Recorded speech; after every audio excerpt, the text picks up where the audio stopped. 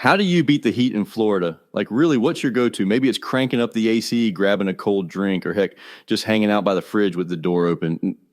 But, what if none of that existed? Yeah, let that sink in for a sec. No ice, no air conditioning, just you and the good old Florida heat. I know, sounds like a nightmare, right? Well, let me tell you, there was a time when that was just reality, but one Florida man, if you will, not the kind of Florida man you see in the headlines these days, though, decided to change all that. He's the reason we can survive these summers without melting into puddles. And his name was Dr. John Gorrie. Ever heard of him? This dude was way ahead of his time. We're talking the early 1800s in Apalachicola. Mosquitoes everywhere, yellow fever knocking people down left and right. Gorrie wasn't just a doctor. He was a problem solver. He looked around at this steamy mess we call Florida and thought, you know what we need? And a lot of it. But as you can imagine, in those days, ice wasn't exactly easy to come by. So grab a drink, preferably something icy, and get comfy. Because today we're taking a deep dive into how Dr. John Gorrie and his crazy dream of cooling down Florida changed the world forever. And trust me, this story's got everything: science, innovation, and even a little bit of scandal. Ready? Let's get into it. Welcome to Old Florida Now, where we uncover the rich history and hidden stories of the Sunshine State. Each episode will explore the people, places, and events that shaped Florida's past. Let's dive in. Okay, so John Gorrie, born in 1803. But here's where it gets a little interesting. See, there's a bit of a mystery about exactly where he was born. Some sources say he was born on this little island called Nevis in the Caribbean, and others say, it was Charleston, South Carolina.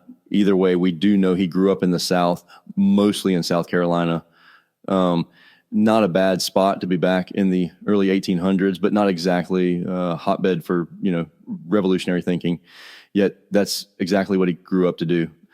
Now, Gorrie, this guy was smart. I mean, real smart. After doing the whole growing up thing in South Carolina, he ended up studying medicine in New York at the College of Physicians and Surgeons. Yeah, he traded the southern heat for the hustle and bustle of New York City. And back then, we're talking early 1820s. That was the place to be if you wanted to become a serious doctor. Imagine a young John Gorrie, running around Manhattan, learning about all the latest medical discoveries, soaking up that big city energy, before eventually heading back down to the swamps of Florida to start putting all that knowledge to work, which is kind of wild, right? Like, most people would have probably stayed up north where it was a little cooler for starters. But nah, Gorrie's path was leading him somewhere hotter. Little did he know, though, that this need for cool air was going to drive his entire legacy. And all of it started right there with this Southern boy turned New York educated doctor. So in 1833, Gorrie, he makes a big move, packs up and heads down to Apalachicola, Florida.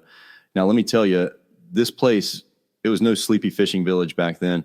We're talking a bustling port town. It was one of the largest cotton exporting ports on the Gulf Coast. You got like ships coming in and out, and the whole place was just buzzing with activity. And here's the wild part. Gorrie wasn't just the town doc. No, this guy wore like every hat you can imagine.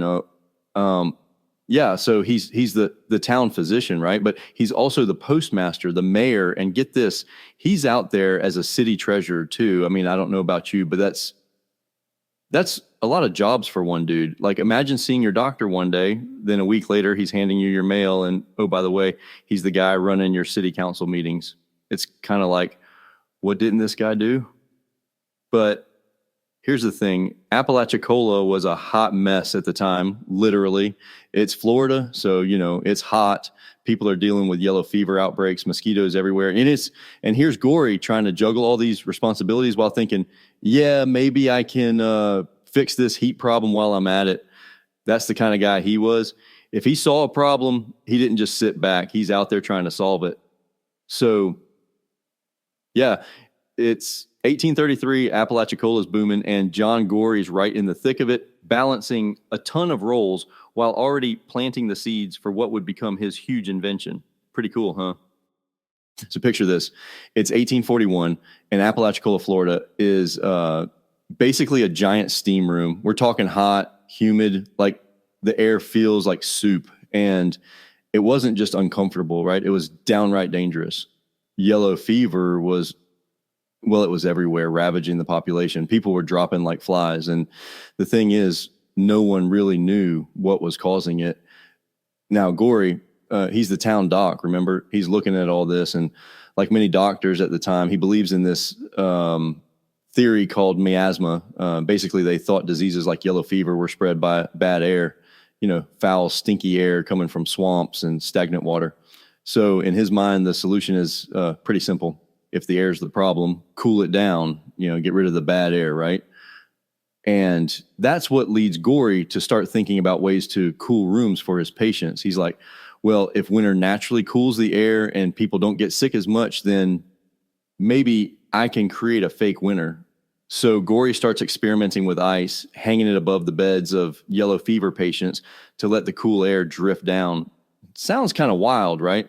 But hey, it was working. The cooler air actually helped reduce fevers and made the patients more comfortable, at least for a little while. The problem, though, it took so much ice. And back then, they had to ship it in from, like, New England by boat. I mean, imagine trying to keep a patient cool with ice when it's 90 degrees out and your supply is coming from hundreds of miles away. Not exactly sustainable, right? So, all right, here's where things get pretty interesting. Now, keep in mind, there's no AC, no fans, nothing. So naturally, Gorrie's sitting there probably like, okay, this is ridiculous. There's got to be a better way than spending all this money on ice that's melting before I can even use it. And that's when he starts to turn his attention to making ice artificially. He's like, why not just make the cold air? I mean, it's a pretty big leap, right? To go from using ice to just making it. But that's where Gorrie's head was at. He knew relying on ice shipments was unsustainable. So he's thinking, I'm going to figure out how to create my own. And honestly, that's where his genius really starts to show.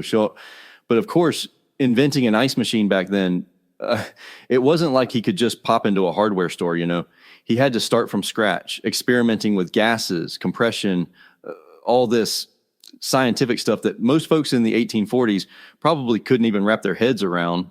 But Gorrie was onto something. All right, so here's where we get into the sciencey part of all this. Don't worry, I'll keep it simple. So Gorrie's sitting there thinking, how can I make ice without, shipping it in from 1,000 miles away? And that's when he starts to get into the science behind refrigeration, which at the time was still kind of new. But Gorrie had a pretty clever idea. He realized that by compressing air, then letting it expand, you can cool things down. Okay, let me break it down a little bit. So you take air, right, and you compress it, like squeezing it real tight in a container. When you do that, the air gets hot. But then if you let that compressed air expand again, like releasing it into a bigger space, it suddenly cools down. It's kind of like if you ever use one of those canned air sprayers, the kind for cleaning out keyboards. The can gets cold after a while because of that same principle, compressed air expanding. Gorrie figured that out, and he's like, I can use this to cool down water and make ice. So he starts building this contraption that compresses air, runs it through some pipes, and then boom, he's got cool air. And if you cool down water with it, you eventually get ice. Pretty wild, huh? He was basically pioneering the whole concept of refrigeration, which at that time was a totally revolutionary idea. Like no one was really thinking about making ice from machines. It was all about finding ice or shipping it in. Now, keep in mind, this wasn't a quick process. He spent years perfecting it. There's a lot of trial and error involved when you're messing with air compression. And Gorrie didn't exactly have a team of engineers on standby, but the basic idea that compressed air could cool things down was spot on. And eventually, he created a working prototype that could make ice. And it was a game changer, especially down here in Florida, where ice was basically liquid gold. So here we are in the 1840s, and Gorrie's been tinkering away in his little workshop, right? And by 1844, he's got something. This wasn't just like some science experiment. He's actually producing ice. We're talking bricks of ice, like the size of, an actual brick. And back then, that was a huge deal. I mean, ice wasn't something you just made in your freezer like we do today. It had to be hauled in from the north, which was expensive. And by the time it got down to Florida, half of it would be melted. So Gorrie's sitting there probably thinking, all right, I've got a machine that can make ice. This could be big. And he was right.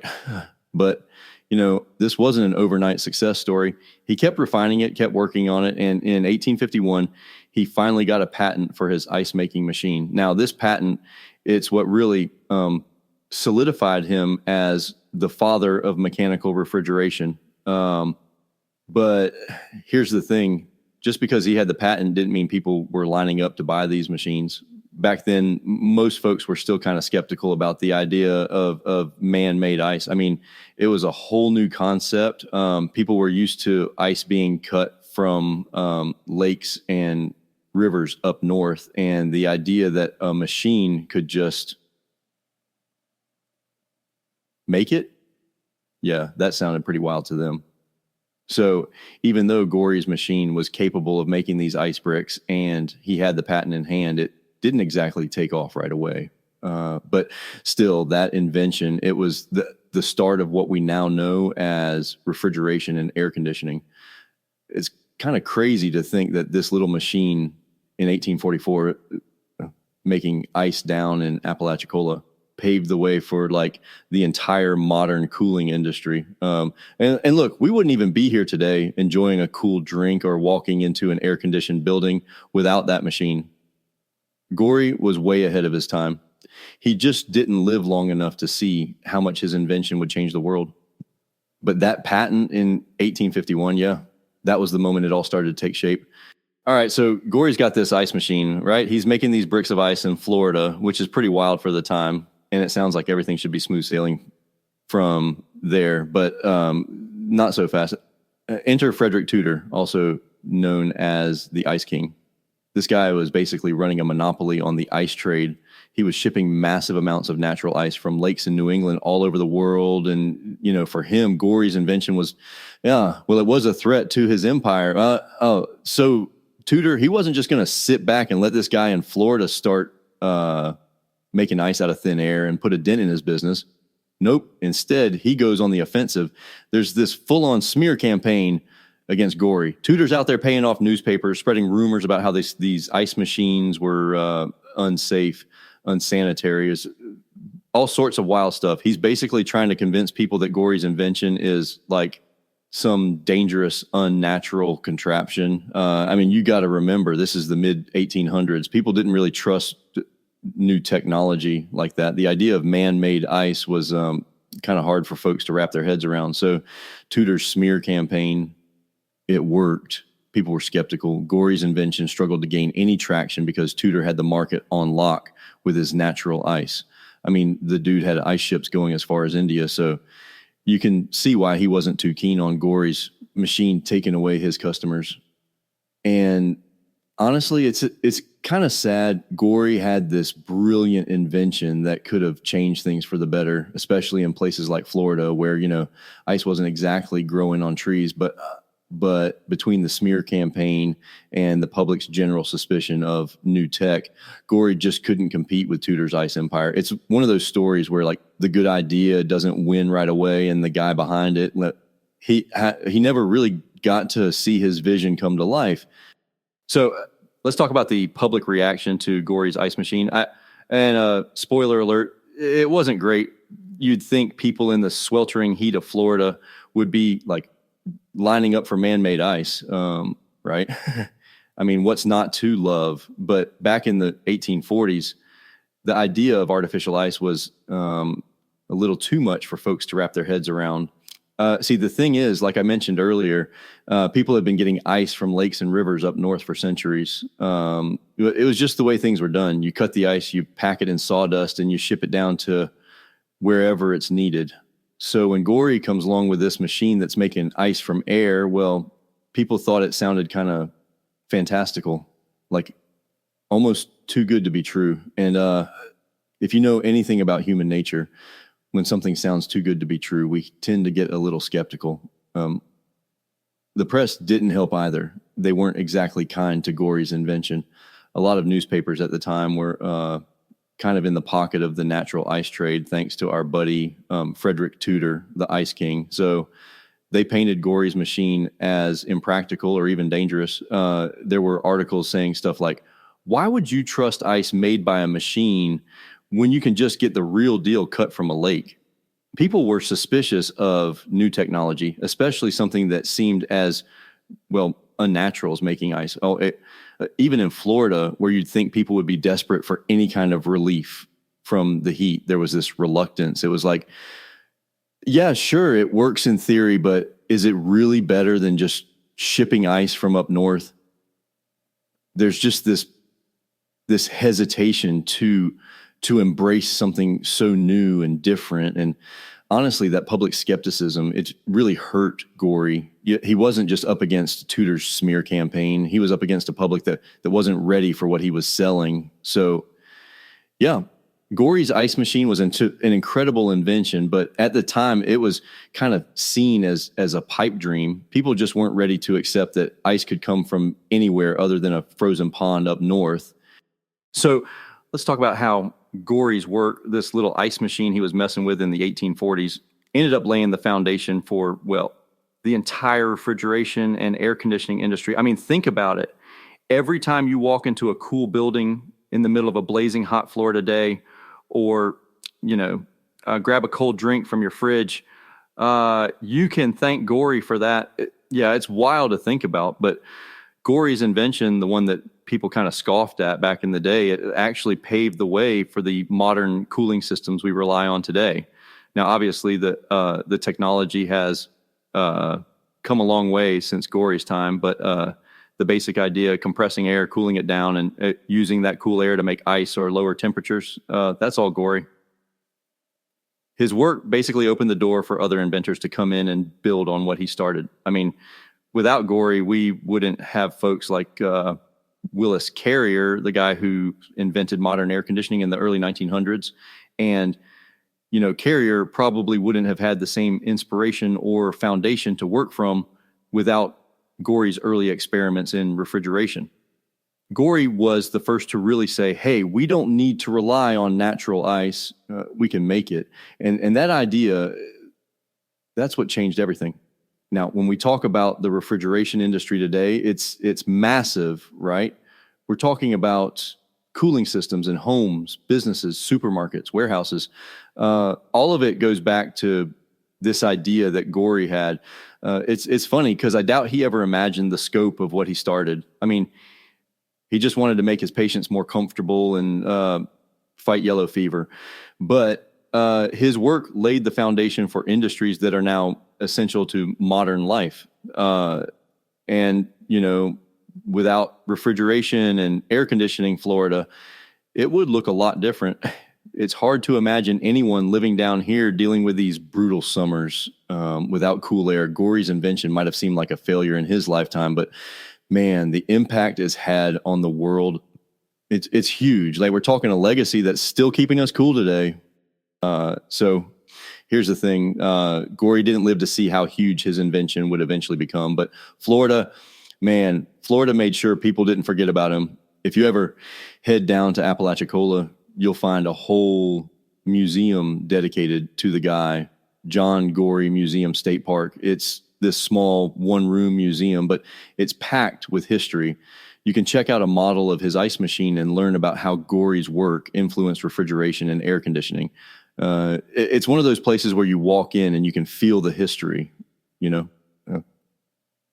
And then there's his statue. Get this, Gorrie's got a statue in the National Statuary Hall up in the U.S. Capitol. Florida sent it there in 1914, which is, well, it's a pretty big deal, right? There aren't too many people who get that kind of honor. But for Gorrie, it was Florida's way of saying, hey, this guy changed the game. He didn't just help Apalachicola or Florida. What he did had an impact on the whole country, heck, the world's. And it doesn't stop there. Gorrie's name is all over the state. There's the John Gorrie Bridge in Apalachicola connecting the town to East Point. And schools in Jacksonville and Tampa are named after him, too. He's even got a Liberty ship named in his honor from World War II. How cool is that? It's like, even though Gorrie didn't get to see his invention take off in his lifetime, Florida made sure that his contribution didn't go unnoticed. Florida really recognizes Gorrie as one of its most important inventors, and rightfully so. I mean, where would we be without air conditioning? Probably not in Florida, I'll tell you that much. So next time you're driving through Apalachicola or crossing that bridge, maybe stop by the museum and give a nod to Gorrie. His work might have started small, but its impact, huge. And Florida's made sure his legacy stays alive. All right, so you see, here's the part of Gorrie's story that's a bit of a downer. The guy had this brilliant invention, an ice machine that could have really changed the game. But like a lot of great minds back then, Gorrie ran into some serious financial struggles. He was trying to get this thing off the ground, right? But man, it was tough. One of the biggest blows came when his business partner, who was helping fund his work, died. And that left Gorrie kind of stuck. You know, he couldn't secure the capital he needed to mass produce the ice machine. And back then, if you didn't have the money to back your invention, well, you were pretty much dead in the water. He really tried to get people on board, but it just wasn't happening. The smear campaigns didn't help either, but we talked about that earlier. It's sad because by the end of it, Gorrie was basically broke. He had this incredible invention, but without the funds to build it on a larger scale, he couldn't make the impact he wanted. And it wasn't just the financial stuff that weighed on him. I mean, think about it. He dedicated years of his life to this, and he knew how much it could change things. But nobody really believed in him. That kind of isolation, it took a toll.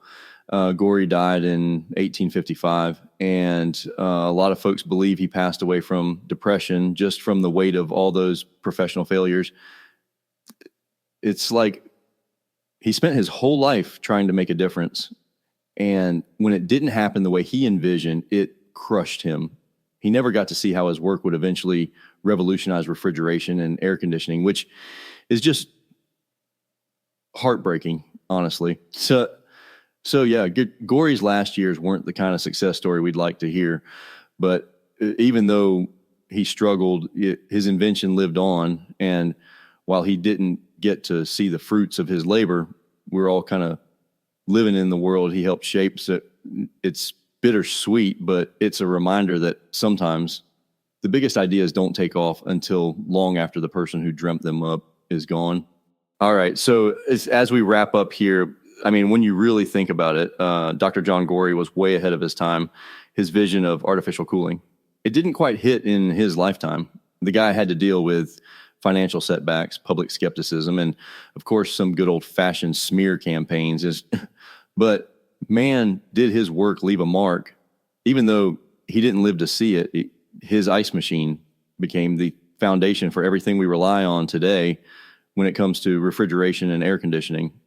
And, you know, we might take it for granted these days, just walking into a cool room when it's 95 degrees out or grabbing a cold drink from the fridge. But none of that would have been possible without Gorrie's early experiments. He wanted to make life better for people, especially in places like Florida, where heat and disease were such big problems. And now his work pretty much revolutionized daily life, not just here in Florida, but all over the world. So next time you're in Apalachicola, heck, if you're even close to the area, go check out the John Gorrie Museum. It's this little spot, but it's packed with history. You'll get to see how this one guy's dream of making artificial ice turned into a reality that still affects all of us today. Plus, it's a great way to reflect on how far we've come thanks to Gorrie's big ideas. All right, folks, that's it for today's deep dive into Dr. John Gorrie and his legacy. I hope you learned a little something and maybe even felt a bit more thankful for your AC. Thanks for listening to Old Florida Now. Be sure to subscribe, share with your friends, and stay cool out there. Thanks to Dr. Gorrie.